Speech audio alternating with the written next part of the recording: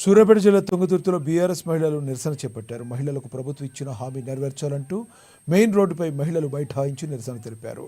రైతు బంధువు లేదు, ఆసరా పెన్షన్ పెంచలేదు, తులం బంగారం నెలకిస్తామన్న 2,500 రూపాయలు ఇవ్వలేదంటూ మహిళలు తీవ్ర ఆగ్రహం వ్యక్తం చేశారు. ఈ సందర్భంగా బీఆర్ఎస్ మండల అధ్యక్షుడు తాటికొండ సీతయ్య మాట్లాడుతూ కాంగ్రెస్ పార్టీ ఆడబిడ్డల పెళ్లిళ్లకు తులం బంగారం, రైతు భరోసా వంటి హామీలు ఇచ్చి అమలు చేయడం లేదని వాపోయారు.